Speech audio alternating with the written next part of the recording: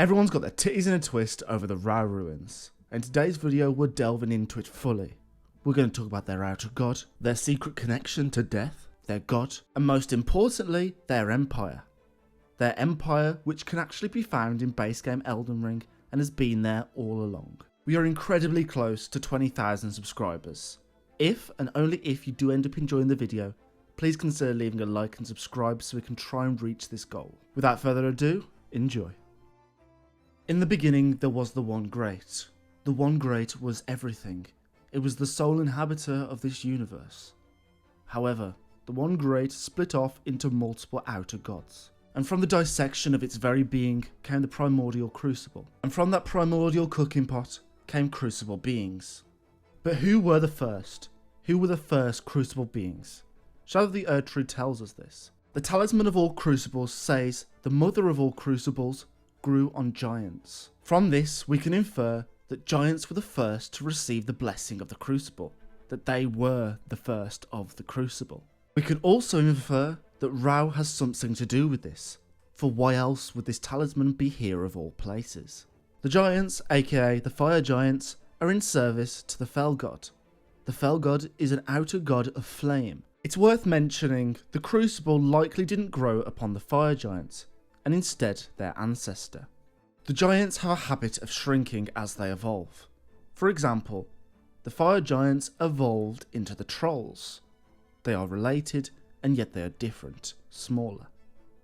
What likely happened was the massive giant skulls we see were the ancestors of the fire giants, and for some unknown reason they evolved to be smaller, the size of the fire giants. Considering these giant skulls have no information mentioned about them, it stands to reason they are incredibly old and ancient. The Rauh ruins is also old and ancient, and also has many a connection to the fell god. Inside the Rauh ruins you can find its long dead inhabitants praying to flame. This kind of worship is something we only see when people are worshipping the fell god. There is a figure that is located everywhere inside the Rauh ruins. We're going to talk about her more in a minute, but I first want to talk about this placement of the statue. If you go from above, you'll notice that the statue is located in the pupil of an eye that has got 8 points. The fell god's eye also has 8 points.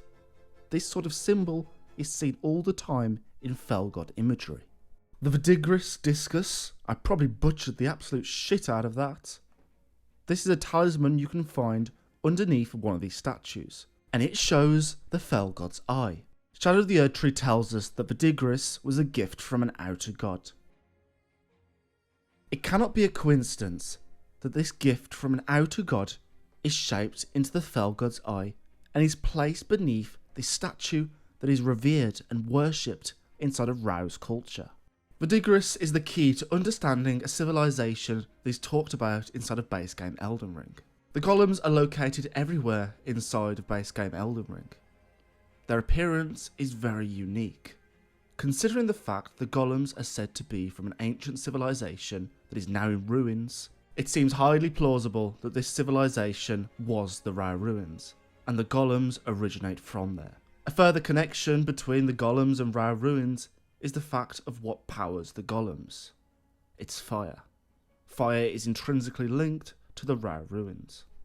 The motif of fire being used to power beings is also seen in the Wicker Giants. Wicker Giants that have fire giant imagery, that literally have fire giant faces upon their shins. And ding ding ding, we find a Wicker Giant in the Rauh ruins. The golems aren't the only connection to Rauh ruins inside of base game. The same structures that are found inside the Rauh ruins, their architecture, is also found inside of Caelid, Limgrave and the Weeping Peninsula. Not only are these pillars the same size, shape and design, they also share the same inscriptions. The Empire of Rauh stretched far, far beyond just the ruins we see inside of Shadow of the Erdtree. In my last video we delved into Farum Azula and the Dragon Empire. Both the Dragon Empire and the Rauh Empire are associated with death. Although they are both associated with death, there are distinctions and differences between the two empires. This leads me to believe that either one they were a rival faction that stole the power, becoming the Dragon Empire, or the Rauh Empire was a precursor to that of the Dragon Empire. I'm more inclined to believe the second option, due to the fact the location of the structures from Rauh inside of base game Elden Ring are located where the Dragon Empire is located. It would make far more sense if this was a situation like the Roman Empire and the New Roman Empire. Another reasoning why I believe it is before and not after is due to the fact the giants are said to hold the first of the crucible. Further proof that the Rauh Empire was a precursor to Farum Azula is the Divine Bird Warriors. The twin bird is heavily associated with Farum Azula, and as we see inside this item description, it says the Divine Bird Warriors were the very first of all horned warriors. The incantation that tells us this can be found inside of Rauh. This is also not a Hornsund incantation, for if you look at the background, there is no symbol. It is blank. It is simply the crucible. 2 out of the 3 Divine Bird Warriors are found inside of Rauh, and the Ash of Divine Warrior Ornis is found directly below Rauh. The last Farum connection I want to make is to do with rainbows. You may or may not have watched Scrummage Infa's really incredible video where he recreates Lindale with the true colours. If you go to the Altar of Light and Darkness while the light is active, you can see rainbow. Rainbow stones are made from rune fragments. Rune fragments are from Farum Azula. This in my eyes is proof that Farum Azula is made of the same material that the Altar of Light and Darkness is made out of. This all connects Rauh, birds and Farum Azula. I highly recommend going to watch the video on the screen right now if you want further context on the Empire of Farum. Rauh's sole agenda was not conquest. Conquest definitely would have come up, but it wasn't the sole thing. Rauh was a place of innovation. The best example of this is the aqueducts. The aqueducts can be found inside of Rauh. If you don't know, aqueducts are a way to transport water from one place to another. The structures in Rauh have a dual purpose: transport and moving across the bridges, and also aqueducts to transport water. This shows the innovation that existed inside of Rauh. Rauh existed far, far before the Hornsund civilization. The most concrete evidence towards this is this symbol that is found on a lot of the flooring inside of Rauh. It is found everywhere, and it depicts 2 great trees. The scattered tree is 2 trees, and considering all Hornsund imagery shows it being twisted around each other, we can infer that Rauh existed before the Hornsund culture developed. Something you may or may not have noticed is something is holding these trees back from merging. This symbol is eerily similar to the Rune of Death. The Rune of Death pops up everywhere inside of Rauh. It's on the Colosseum, it's on the flooring, it's everywhere. This symbol helps us understand who might be this woman that we see inside the Rauh ruins everywhere, and that is worshipped. This being is likely the god of Rauh. Every civilization has a god, and I believe Rauh is no exception. The most likely scenario is she is the god of death, and that the fell god is her outer god. I wouldn't blame you for thinking, Gecko, what the fuck are you on about? The fell god's to do with flame, right? Not entirely. Yes, flame is a big part of its identity, but death is just as important to it. There are multiple flames that can destroy both the body and soul. However, there are 2 that we can use to do such inside of base game. 1, the frenzied flame, and 2, the fell god's flame. The fell god's flame can burn Melina's soul away. The Wicker Giant's furnace is said to burn away both the body and soul. This is exactly the same as the fell god's flame at the Fire Giant's forge. 1 may be a coincidence, but 2, I definitely don't think it's a coincidence that the fell god's flame can burn away both the body and soul. This is a property of destined death, a final death, something that is used to kill gods. Looking at it like this, it seems very likely that the rune of death is involved with the fell god, and that the fell god shares that property. Rauh is associated with the fell god, and considering we find the rune of death here all the time, the most logical explanation is the rune of death and the Fell God and Rauh are all connected. I now want to go into the God of Death, the figure that we see everywhere in Rauh. Just who is she? We aren't given much information. However, if we look at her hair, she has got braids. Braids are something that are intrinsically linked to the shaman. The shaman are known to be godly and divine beings.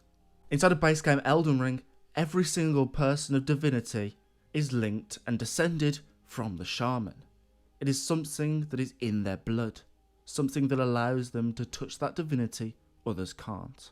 This would also explain the prosecution and capture of the shamans inside the Hornsent timeline. The Hornsent were obsessed with creating saint jars.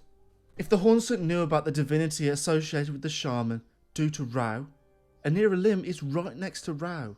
They definitely would have investigated the ruins and found out all the information we've talked about in this video and a shitload more. Considering they know this, it would make a lot of sense why they would go after the shaman. I believe this is finally the answer we've been looking for regarding why the shaman were picked, and why the Hornsent were so adamant about capturing and using them. We've already talked about how there's structures from the Rauh Empire inside of base game Elden Ring. But is there any more hints? I believe there is, and I believe it comes with the Sun Realm. The Sun Realm is an ancient civilization that quite literally has one item description. This has been talked about many and many a times, but the Fell God's symbol looks like a sun. Fire and flame is associated a lot of the time with the sun. Considering the presence of the Rauh structures inside of the lands between, I definitely think it's likely that Rauh was the Sun Realm, that the Sun Realm was Rauh. Obviously there's nothing that definitively says this, but it would make a lot of sense. The Stone Sheath Sword is something that you can find in Shadow of the Erdtree, and if you go to an altar, you can either turn it into the Sword of Darkness or the Sword of Light. Something you might not know though, is that these swords are directly linked to Rauh. Inside of Rauh, there is one of these altars, and is located in a massive structure that is designed to hold this altar. The other altars are one that is located inside a catacomb that is right next to Rauh, and the other is the ruins of Unti. Unti just so happens to be surrounded by dozens of corpses of wicker giants. Further connection between Rauh and these swords comes with the Bondstone. The Bondstone is an item, and one of them can be found underneath the god's statue, like an offering. If you go and look at the altars for the Sword of Light and Darkness, you'll see Bondstones going upwards. Rauh is intrinsically linked with these swords. The question is now though, why? Considering Rauh is likely the first civilization after feeling was brought into the world, the first split is going to be quite simple. Heat and cold, light and dark. I believe this first split is seen with these two swords, and is something that has now become part of their culture due to when they came about and how. Proof the Hornsent have been messing around with Rauh is the fact they used the darkness from this altar to cover Anira Lim in shadow. Sprites are something that are deeply rooted inside of Rauh. An item called Dew Gems talks about sprite medicine. The interesting part comes with what you can create with Dew Gems. Dew Gems can be used to create fingerprint nostrums. Fingerprint nostrums are a secret medicine of those who try to turn themselves into fingers. The item description says it causes something to wriggle within you. Considering spirit medicine is created by Rauh, it really brings into question what else was there to Rauh that we don't know. How were they able to figure such things out? Sadly everyone, that is the end of the video. If you did enjoy, please consider leaving a like and subscribe, as it greatly helps the channel and lets me know you're enjoying this style of content. As always, any and all constructive criticism is really encouraged. I really hope you have a great rest of your day, and may you find your worth in the waking world. See you in the next one, and goodbye.